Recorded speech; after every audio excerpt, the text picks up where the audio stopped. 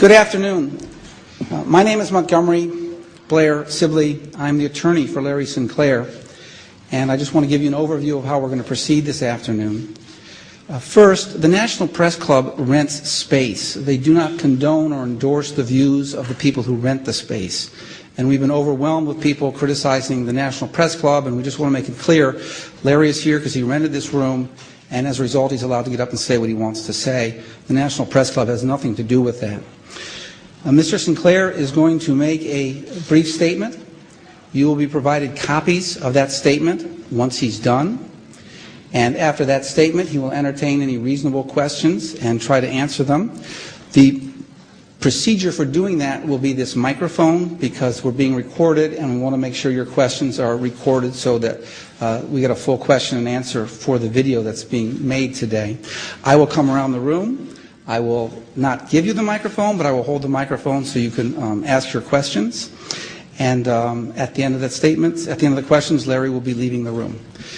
With that said, Mr. Sinclair, the microphone is yours. Good afternoon.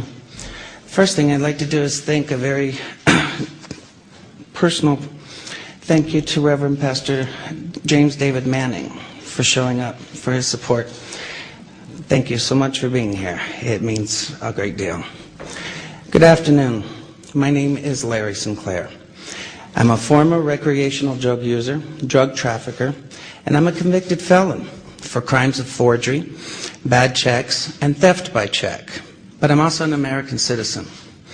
I love this country, and I cannot stay silent regarding Barack Obama, knowing what I know. Today I will discharge my obligation as a citizen to witness this knowledge to you and raise questions for others to investigate and consider. I'm going to briefly describe my background and experiences with Senator Obama. In 1999, what appears to me to be a coordinated effort to discredit me, and finally a list of questions. After this brief statement, I will take and try to answer any reasonable questions. Please understand, I will respect your questions and try to answer them. I will not be disrespected, nor will you. My background. I'm 46 years old and I currently reside in Duluth, Minnesota. I am a U.S. citizen. I've made mistakes in my lifetime. I have been convicted and served prison sentences for writing bad checks, forging checks, using stolen credit card numbers in Arizona, Florida, and Colorado. These events occurred over 20 years ago, between 1980 and 1986. After going public on the internet with these claims against Senator Obama earlier this year, I became aware of a warrant out of Florida, dated from 1986, which I have resolved, and it has now been dismissed. I also have an active Colorado-only warrant for alleged theft and forgery. I am not ignoring this warrant, but am addressing it with the court in Colorado as well as with the district attorney's office. I have a pending motion to dismiss this warrant, which I am waiting to have calendared by the Colorado court. I have lived and worked under 3 different legal names. My birth name is Lawrence Wayne Sinclair. Later on, I had my name legally changed first to Loray A. Silvas and later to Loray Vizcarra Avila. Both name changes were conducted legally in the Pinal County Superior Court, Florence, Arizona. I legally returned to my birth name in the Fremont County District Court, Canyon City, Colorado in the year of 1997. In regards to the Obama incident, I flew out of Colorado Springs, Colorado to Chicago on November 2nd, 1999, arriving in O'Hare early in the morning of November 3rd. I went to the Chicago area to attend the graduation of my godson, my best friend's son, from basic training from the Great Lakes Navy Training Facility.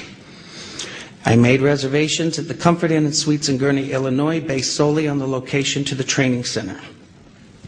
On November 5th, 1999, I hired the services of 5-Star Limousine. Excuse me. I had hired them both for November 5th and November 6th of 1999. On November 6, 1999, I asked the limo driver, whose name I now reveal for the first time, Jagir Paramit Mutani, if he knew anyone who would like to socialize and show me Chicago. One note, there's a typo in the statement that you will get at the end of the statement. We will put an updated and corrected version on a website that you will also be given access to, as far as the name is concerned. Mr. Mutani understood that I was looking for someone who knew Chicago and would enjoy socializing. Mr. Mutani said he knew someone who was a friend of his. On November 6, 1999, after picking me up at the hotel in Gurnee, and this is significant, Mr. Mutani used his cell phone to make a call. That call was made to then Illinois State Senator Barack Obama to set up an introduction between myself and Senator Obama. Upon arriving at the bar and exiting the limo, Senator Obama was standing next to Mr. Mutani, and I was introduced to Senator Obama by name. Later that evening in a bar which I believe was called Alibis, and I state believe because I have failed so far to get Citigroup to provide the credit card receipts that has the actual name. I mentioned I could use a line or two to wake up. Senator Obama asked me if I was referring to Coke, and I stated I was. After stating I was, Obama stated he could purchase cocaine for me and then made a telephone call.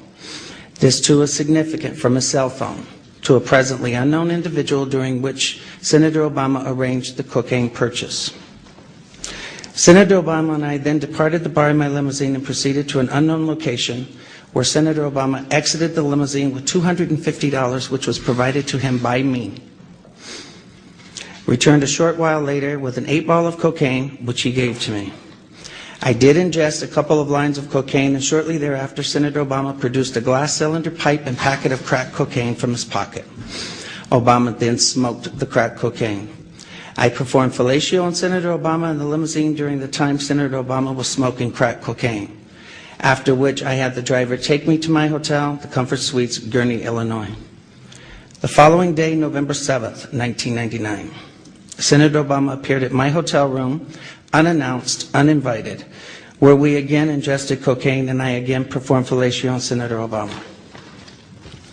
Significantly, both the driver's telephone call to Senator Obama and his call to the drug dealer should appear on the driver's and Senator Obama's cell phone billing statements. In the fall of 2007, September 2007, I contacted the presidential campaign of Barack Obama to request solely that Senator Obama publicly correct his stated drug use record to reflect his use of crack cocaine with me in November of 1999. When I made the first contact, I left with the presidential campaign of Senator Obama a telephone number for the campaign to return my call. The first number I provided was a Texas cell phone number. From the period of Labor Day weekend 2007 through November 18th of 2007, I did provide a total of 4 different callback numbers to the Obama campaign. As I had moved and I had changed the numbers to reflect locally my place of residence at the time. In late September to early October, I lost my place here. In late September to early October 2007, I received a call from a male who identified himself as a Mr. Young, stating he was calling in regards to calls I had made to the Obama campaign. This first call was in fact an attempt by Mr. Young to obtain from me the identities of anyone I contacted concerning my 1999 allegations against Senator Obama. This first call shocked me in that this Mr. Young asked me why I had why I had never mentioned to the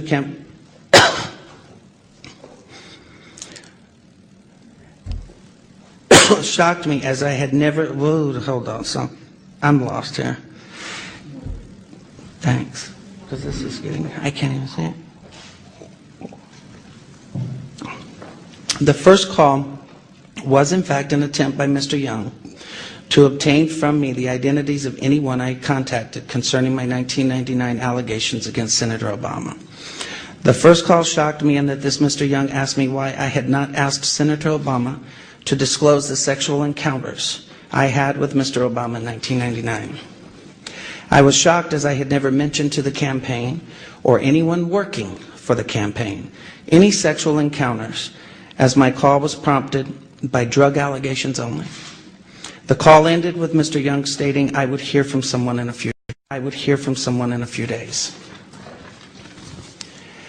In mid to late October 2007, I received a second call from this Mr. Young, at which time I clearly became aware that this individual was personally involved with Senator Obama rather than just an employee of his campaign. The tone of the conversation had a sexual nature. Mr. Young did not once advise me how he obtained my phone number, which by this time had now changed to a Delaware number.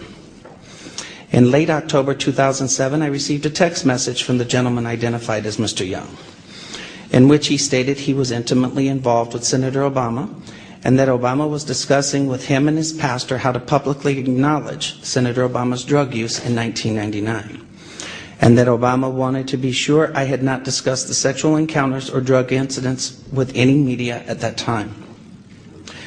In mid to late November 2007, in another text message from Mr. Young, he advised me that Senator Obama will publicly correct his statement as to the last time he used drugs, and I did not need to concern myself with publicly disclosing it myself. The last contact I had with Mr. Young was in early December 2007, when he made it clear to me that Senator Obama had no intentions of publicly acknowledging his 1999 use of crack cocaine, and that Mr. Young was in fact doing nothing more than milking information from me for Senator Obama's use. I later learned that A. Donald Young, the choir director of Reverend Wright's Trinity United Church of Christ, Obama's now former church, and who was openly homosexual, learned that he was murdered on December 23rd of 2007. I have cooperated with the Chicago Police Department in this matter by providing them the telephone numbers I was using during the fall of 2007. And I release them now publicly in the hope that someone may be able to connect the dots between these telephone numbers and Mr. Young. Those numbers are 954-758. Actually, that should be 956. That's another typo. 956-758-1105. 956-758-1885. 956-758-8002, 302-685-7175, 612-466-1043. In what I now realize was a naive and uncounseled decision, I posted in January 2008 a video on YouTube where I related the above information regarding my liaisons with Senator Obama in 1999. The response was overwhelming, and I quickly became the recipient of what in hindsight appears to have been a coordinated attack on my character, with ever-increasing falsehoods circulating on the internet. In response, I agreed to take a polygraph test sponsored by WhiteHouse.com.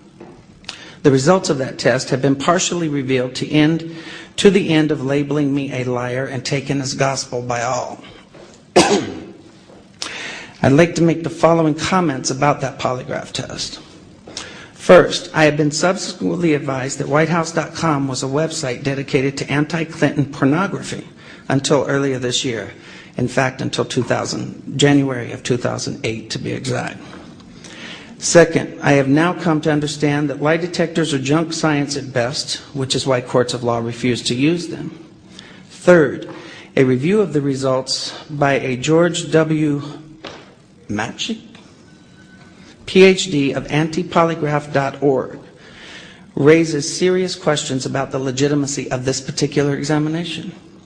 Indeed, overlooked by almost everyone is that WhiteHouse.com's own examiner, Dr. Gordon Barlin, Salt Lake City, Utah, observed that on the drug question regarding Senator Obama, that the computerized score found that there was less than 1% probability of deception by me. That's about as high a passing score as one could possibly obtain. Finally, in February 2008, I was told anonymously that Dan Parisi of WhiteHouse.com received $750,000 from the Obama campaign through David Axelrod's AKP Media and Message One, or Message and Media, I think, to organize an effort to publicly discredit me. When I confronted Dan Parisi with this allegation, he did not deny it, but instead withdrew the second exonerating polygraph report of Dr. Gordon Barlin, failed to post the video of my polygraph as he and WhiteHouse.com promised they would do, and even removed posts from their website altogether, claiming that I had had enough of the attacks by Sinclair's supporters and Sinclair himself, quote unquote. The polygraph results, as misrepresented, were immediately seized upon by the blogger community, and I became the subject of vicious lies about me. I was forced to file a lawsuit in an attempt to stop those lies about me that had been circulating.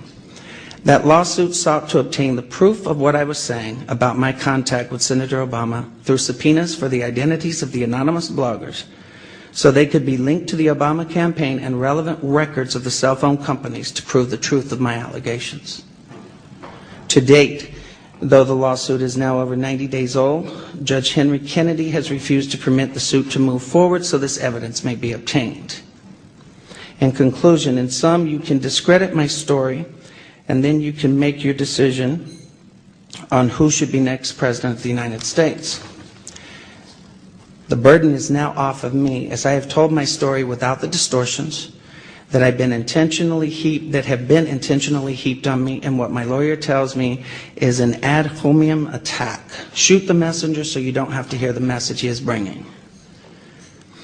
I'm now done. It's for others to find the corroborating evidence of my story by locating the limousine driver, Mr. Multani, by checking the telephone numbers related to Donald Young and Senator Obama. I leave you with these questions that I've asked of Senator Obama, but in which he, of course, refuses to answer. Who wants to be the next President of the United States? Has refused to answer. Number one, why won't Senator Obama provide his cell phone numbers and telephone records for all his personal and official cell phones held by him for the time period of no more than November 3rd through November 8th of 1999 when we met? Two, why won't Senator Obama provide his cell phone numbers and telephone records for all his personal and official cell phones held by Senator Obama for September 2007 through December 23rd of 2007, the murder of Donald Young? Three, why won't Senator Obama provide all email communication, both personal and campaign related to and or from AKP Media and Message from January 18th, 2008 through February 29th of 2008 for Senator Obama, David Axelrod, and David Plouffe? Fourth, why won't Senator Obama provide proof of all payments made from AKP Media, Obama for America, David Axelrod, David Plouffe, and Senator Obama's accounts for the period of January 18th, 2008 through February 29th of 2008? On a website that we posted today, LarrySinclair.org, you will find the documents that I have referred to in the statement. A copy of the homepage for that website is attached. And Mark's going to be passing them out. Thank you for the time and your attention this afternoon, and I will now take any questions. Test 1, 2, 3. Who's got a question? Yes, sir. Mr. Sinclair, could you explain why, if this incident happened in 1999, you waited until 2007 or 2008 to come forward? It's a question of credibility, sir. Why didn't you come forward back in 1999 or 2000? Well, number one, in 1999, I really didn't care whether he was a senator from Illinois or not. To be honest with you, I wasn't a resident of Illinois. As far as why now, I was living in Mexico up until 2006. It really was of no interest to me. I know plenty of politicians, both locally and internationally, that are pretty much crooked. The whole issue was based on his drug use and his claim that he had not used drugs since his college days, and that was the whole issue that brought this forward. Next question, sir. Are you receiving any financial support for your efforts from anyone? And if so, do any of those people have connections to the Republican Party? I'm glad you asked that question. Number one, I am not connected with any party, Republican, Independent, Libertarian, Democratic, none. Nor are anybody that are contributing to the cost and the expense of this. Every penny that has gone to pay for this press conference, my travel expenses, have come from average American citizens, most of them actually, according to their own statements, are declared independents, in the sums of from $12.31 to $100. Question, sir. Mr. Sinclair, can you explain why, if this incident happened in 1999, you waited until 2007 or 2008 to come forward? It's a question of credibility, sir. Why didn't you come forward back in 1999 or 2000? Well, number one, in 1999, I really didn't care whether he was a senator from Illinois or not. To be honest with you, I wasn't a resident of Illinois. As far as why now, I was living in Mexico up until 2006. It really was of no interest to me. I know plenty of politicians, both locally and internationally, that, you know, are pretty much crooked. The whole issue was based on his drug use and his claim that he had not used drugs since his college days, and that was the whole issue that brought this forward. Next question. Are you receiving any financial support for your efforts from anyone? And if so, do any of those people have connections to the Republican Party? I'm glad you asked that question. Number one, I am not connected with any party, Republican, Independent, Libertarian, Democratic, none. Nor are anybody that are contributing to the cost and the expense of this. Every penny that has gone to pay for this press conference, my travel expenses, have come from average American citizens, most of them actually, according to their own statements, are declared independents, in the sums of from $12.31 to $100 each. David Hutchins, American News Project. What is Veritas Federal Media, and what role do they have in renting this venue and the camera crew in back? The media company you just requested, what is it? It's exactly what I just answered this gentleman. It represents every individual person. It's not a company, in all honesty. It was established as an email address when I arrived here for the Democratic National Committee's bylaws and rules and bylaws. Okay, I did. Okay, it's not a company. It is nothing more than a name to represent all of the individuals across this country that have helped get this story out.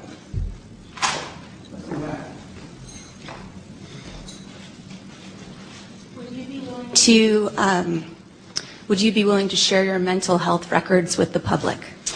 Actually, I'm going to post later this afternoon a list of all of my doctors, going back through all of my medical records that are available through 1999. Anyone with valid, legitimate press credentials that wants to check my mental health history, I will be more than willing to sign an authorized medical release for that purpose. Will we get more than 30 minutes? Huh? More than 30 minutes? More than 30 minutes of what? With the documents. Well, actually, if you're valid press and you want me to release my psychiatric records, I'll release them to you as long as you pay for them. I have nothing to hide. Well, it was a joke. It was about McCain and the 30-minute. Oh, sorry. You can tell where I'm at today. Yes, Mr. Sinclair, will you state whether you had sexual relations with any other politicians here today? Actually, your name has come up with Senator Larry Craig. For the record, I have not been engaged or involved with any other politician. In fact, at the time that I met Senator Obama, I had no idea that he was actually in Illinois politics. Behind you. Change your name so often? Well, first of all, in my younger years, I was considered like, wild. And it was more out of respect to my family because, as you can see, with everyone putting my past history all over the place and mistorting it, I changed my name. The first two times I changed my name was while serving prison sentences in Florence, Arizona.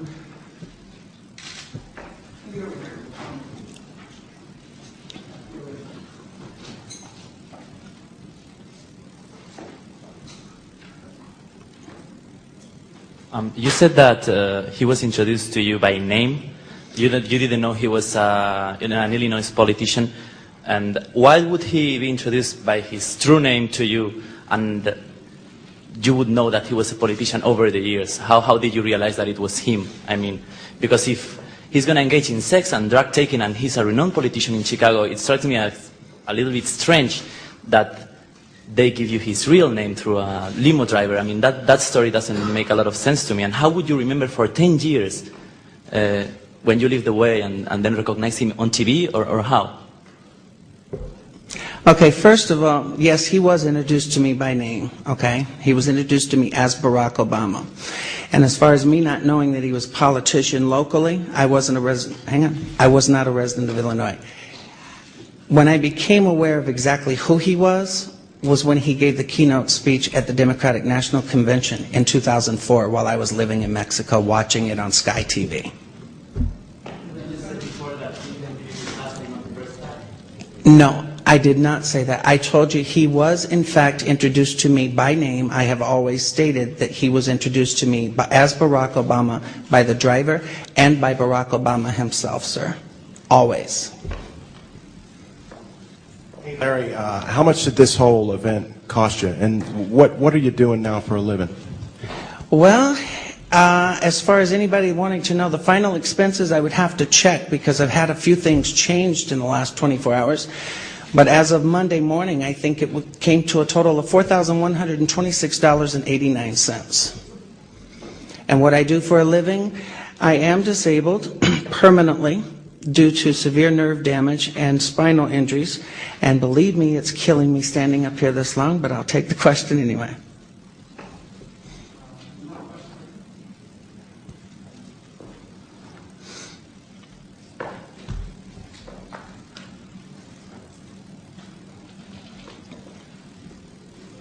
Jim Malone with Voice of America. Given your criminal record, the fact that the crimes that you've been involved in involve deceit and fraud, why is it that you think that anyone would believe what you're saying now? Well, to be honest with you, it's not so much whether you believe me or not as much as you hear me. Okay? I mean, it's not my intention to convince you. First of all, I'm not going to defend my lifestyle for the last 46 years. I've made mistakes.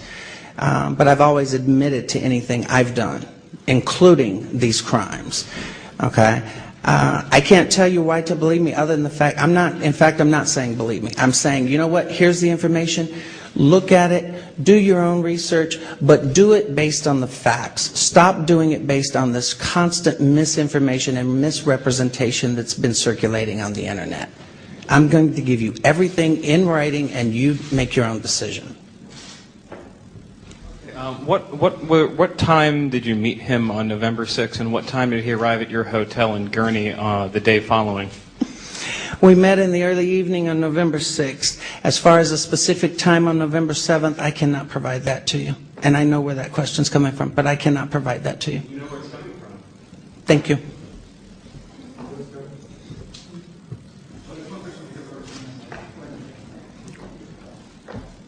How, when, and where did you incur this permanent disabling nerve and spinal injury? Sacramento, California. Injuries from October of 2000 through August of 2001 while employed with B&G Delivery Systems on Harris Avenue in Sacramento, California. And what is your source of income now? Is that my source of income? Compensation? My source of income is disability, Social Security disability. That's your sole source of income? That is.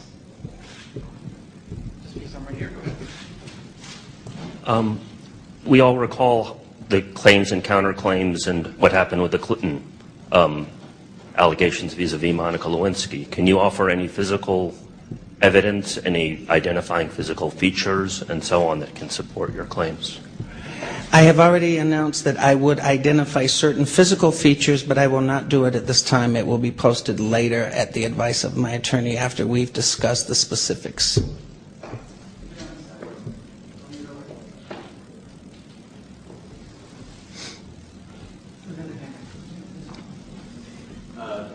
One quick one, and then one slightly longer one. Did you save any of the text messages? The text messages, I've contacted Sprint Nextel, and the changing of the phone numbers, they actually have the procedures that they can recover the text messages from those numbers, but they do not stay on the phone when the numbers are changed.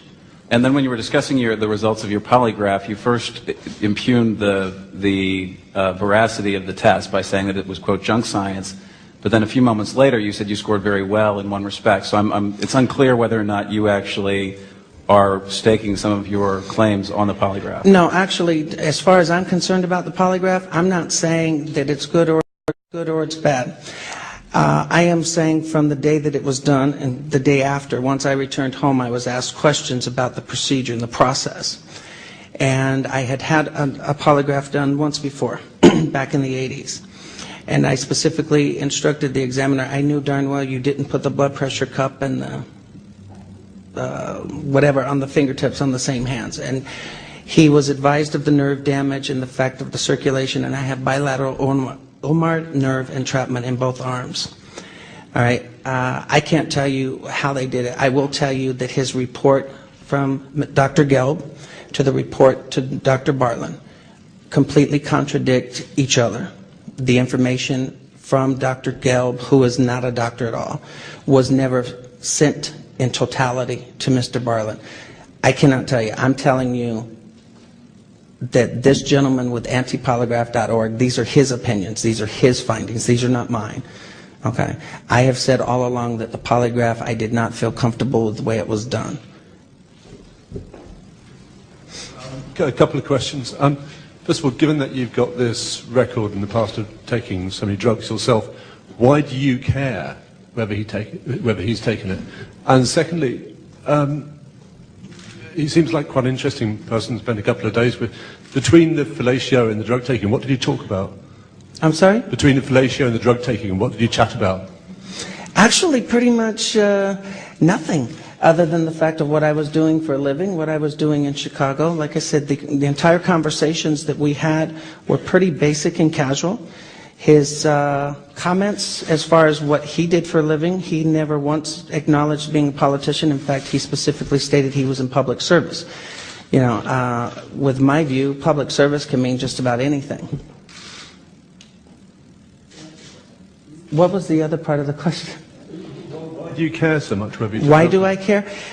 I care so much because this political season has turned, you know, this country upside down. To be honest with you, we have gone back, I would say, a good 50 years in this country on race relations alone over being called racist if you ask a candidate who chose to run for president. I'm not sure if you remember, but this country had a very nice lady in the state of New York by the name of Shirley Chisholm that once sought the nomination of the Democratic Party. And this was back, I think, in the late 60s, early 70s. And here was a true African American who you could ask her questions based on her record, on her credentials, on her beliefs, and you would have never been called racist. Today, you know, I'm speaking the truth about his own actions. You know, these aren't mine. I'm not running for office. And now all of a sudden you're called racist or bigot? I'm sorry, that's why I care. You have to face the fact. Somebody's going to have to ask him, or are you going to wait until, you know, the election's over and then start vetting your presidential candidates? I'm wondering simply why you decided to take this on. And it's been reported that you've been disbarred in the state of Florida. I'm wondering if you're a part of the bar in D.C. I'm happy to answer those questions as I expected they would come up. I have been suspended by the Florida Supreme Court on March 7th, 2008, and the suspension was a result of me being too litigious and allegedly not paying child support. That matter is now pending at the United States Supreme Court, but as a result I have been reciprocally suspended by the District of Columbia Bar and the Federal District Court in the District of Columbia without an opportunity for a hearing or an opportunity to present my side of that story. There is on the website 147 pages which documents what's going on in my particular professional life, and it really isn't the subject of what's going on here today. But if you're curious, you know, it's a good read, and I encourage you to read it. Is it fair for me to inquire about the kilt also?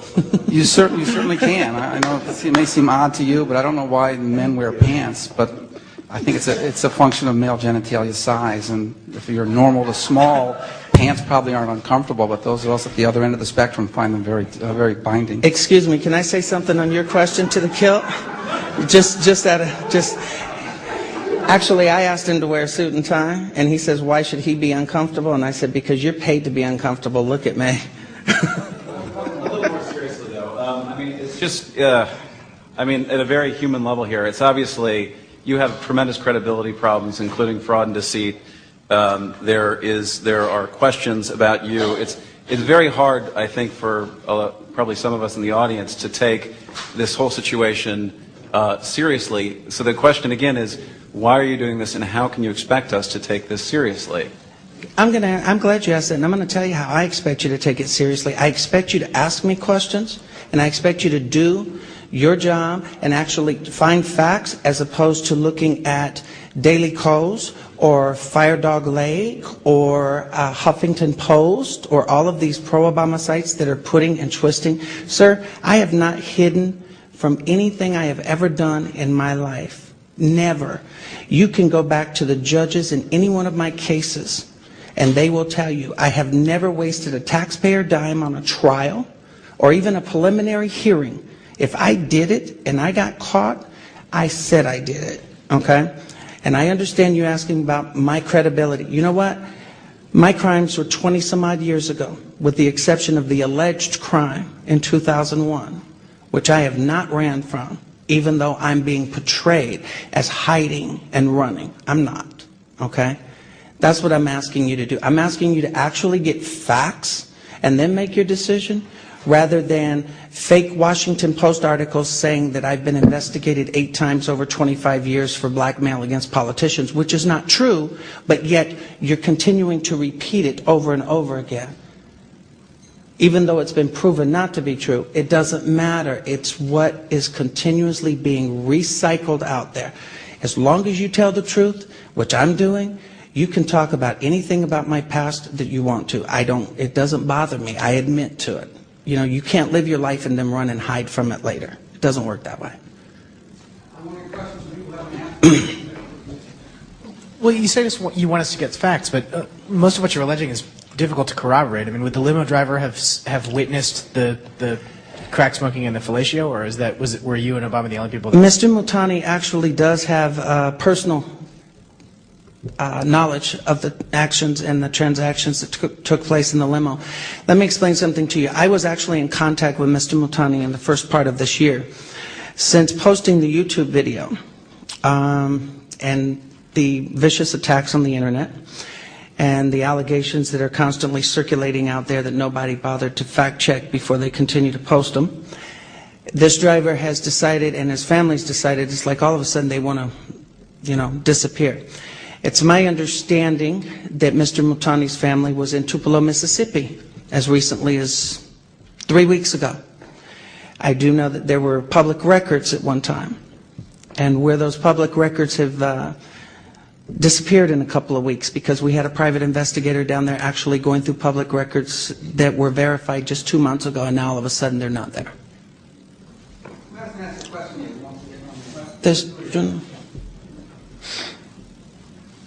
I have a few questions. One, would you make all of your financial records available to the public and to reporters? I mean, I guess a lot of us probably feel suspicious of the way you finance a National Press Club event, the way you pay for a private investigator to go to Tupelo, Mississippi.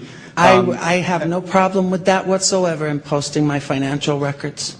And a follow-up question. The Veritas Media Group, I understand that Joseph Giganti has disclaimed any connection. Okay. But it seems awfully odd that he would be, the spokesperson for Alan Keyes, political campaign, that your organization would be called Veritas.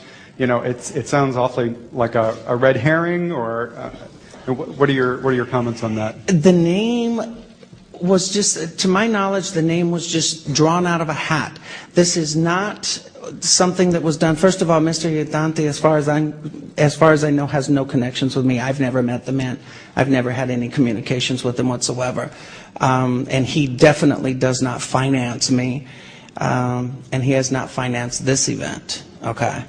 In fact, this event has been financed completely through contributions to PayPal, and I will most definitely post those contributions without the giver's name, of course.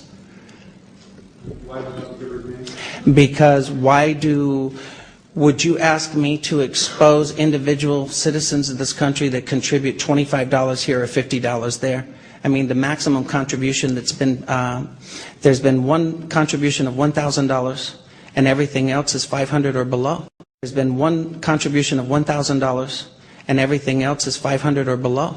In fact, 99.9% of it, I would say, is $100 or below.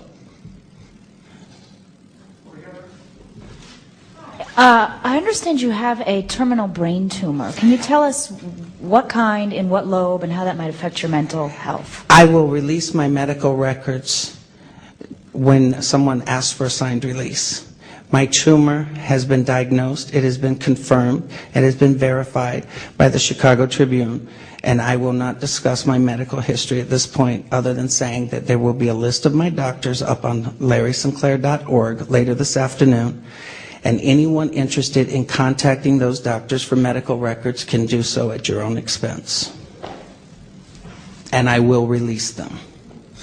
I have a question. Are you alleging that Senator Barack Obama has something to do with the murder or death of the gentleman you were talking about from his church? Mr. Young? Yes. It's my belief that that's exactly what has transpired, and that's why I have contacted the Chicago Police Department. It's also why I provided Detective Robert McVickers with the information that he specifically requested. And yes, that's exactly what I'm alleging. I am definitely alleging that it is my belief, okay, that Barack Obama and Jeremiah Wright either knew who or had the person that killed Donald Young killed. Yes, that's exactly what I'm saying. And sir, I'm wondering if you could remind me which records you would like to have released by the Obama campaign. It sounded like the list was rather extensive and it spanned a number of years. Well, no, actually, the only thing we asked him to do was authorize the release of his cell phone records from November 3rd to November 8th of 1999, and we would actually go for those records and obtain them if he granted permission. The other records, I believe the only thing we're asking for is his email account records and cell phone records from, September 2007 through December 23rd of 2007, and January 18th through February 29th of this year. Pardon, it's interesting. Wouldn't the right love to comb through those records, I'm sure, to see what they could find, even if it's completely unrelated to what you are saying here today? Well, first of all, I don't know who's referring to the right or the left, because I'm kind of like, I'm one of those middle kind of people. I don't tend to fluctuate on either side. And as far as combing through those records, we've asked those records to be authorized to be released to us in a federal civil case. I have no intentions of disclosing his personal records. I mean, want to subpoena them for evidence purposes, nothing else. Sir, yes. sorry. I'm sorry if I missed the answer to this earlier. Who is paying your fees? On Larry's website, there's a PayPal button to donate to his legal fund, which is me. And like Larry's on other PayPal account, I've gotten maybe $5,000, nothing over $500, and most of them, like Larry's, are small ones. And we got a few checks in the mail, but nothing over $100. Exactly. Are you in negotiations to write a book or any other paid media? Sir, and let me make this clear for everyone, I am not negotiating with anyone for any selling of stories, book publications of any kind, paid media appearances of any kind. What I want the media to do is to take the story, understand it, get the facts straight from me as opposed to the internet, and you make your decision whether or not it's something that the American voter needs to be informed of. You do that, I'm done, okay? I have not attempted to make any money from this. I don't want any money from this. I don't even want any notoriety from this. I really want you to let this guy ask a question. Okay. I had a few questions. First of all, you said that you became aware when Obama gave his speech at the Democratic Convention. Why didn't you keep your cell phone records with when Mr. Young called you? Like, were you billed for the cell phones? Actually, the cell phone records, you need to understand something. My cell phone numbers at that time, and in fact my cell phone currently, is through a division of Sprint Nextel called Boost. Those records are available to me online for a 45-day period. Now, they do have the records, and they actually have confirmed that, and I've agreed to have them. I've turned them over to the Chicago Police Department and actually authorized their release to them, which they don't need me to authorize. I have personally contacted Sprint Nextel approximately 2 weeks ago. asking that they dig up the records off of their system for each of those phone numbers from those periods and provide them to us. And I was instructed to make that request over a web form on the Sprint website. And if anyone here has Sprint or Sprint Nextel, you will know that Sprint is probably the worst cell phone provider company to deal with. But I will be getting them, and like I said, they have confirmed that those records are available. Are you going to post those on your website as well? I will. And do you have the names of your best friend that you were visiting in Chicago? Has he testified or just said on the record that, yes, he was in town in Chicago because of my son? I will tell you this, John Crutzen from the Chicago Tribune should be able to confirm that that's been verified. I will not release my godson's name. Not with the attacks that have been leveled against my family and my childhood friends in South Carolina. I'm not about to let these people do that to him. I will tell you the last name is Dukes. That's all I will tell you. D-U-K-E-S. All right, and last question, in your first YouTube video, you did say that the events took place between November 3rd and November 8th, and now you said that they started on November 6th. No. What I said was that I was in Chicago from November 3rd to November 8th. And see, this is another incident of misrepresenting, people twisting it. My statement was, while in Chicago, between November 3rd and November 8th of 1999. Okay? I've always stated as far as dates, it would be November 6th and November 7th of 1999. Yeah.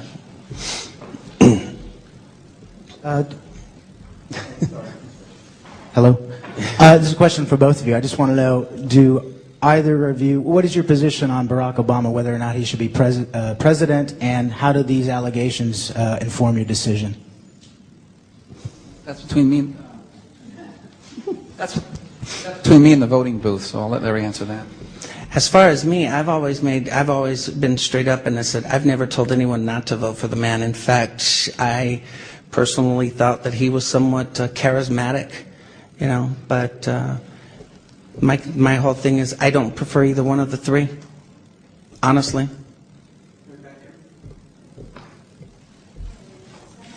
Hello? Yeah. Senator Barack Obama is a charismatic person. Did you fall in love with him when you had sex with him in 1999? And secondly, what are your feelings today? What are your feelings? Okay, first, no ma'am, I did not fall in love with Barack Obama. But it's a good question because people have made that allegation. No ma'am. And Barack Obama is only charismatic by being molded that way. All right. Once you take the teleprompters and the lights out from in front of him, you get a whole different person. And as far as my feelings now, those are my feelings. I think you're looking at someone that is completely fake, plastic, that has been made up and put out in front of the American voter, and that's been allowed to walk away from any serious questions about any of his own personal actions. That's what I think. Well, ma'am, nothing personal. Okay.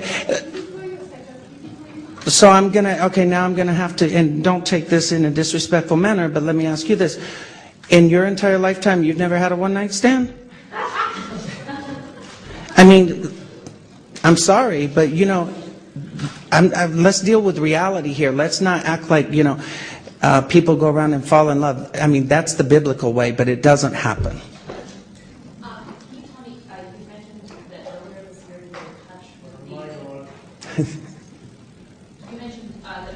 You were in touch with the limo driver. Can you detail that contact, and did you save those phone records? I was in touch with the limo driver, and the contact was basically letting know that I had made public allegations on YouTube after having notified a reporter with the New York Post, who the Post had decided that it was just a little too hot for them to run with at the time. I was informed that if, in fact, the story broke and this individual felt that there was enough media coverage where he was safe, then he, in fact, would come out and corroborate those statements. It was just a little too hot for them to run with at the time. I was informed that if, in fact, the story broke and this individual felt that there was enough media coverage where he was safe, then he, in fact, would come out and corroborate those statements. That's all I can tell you.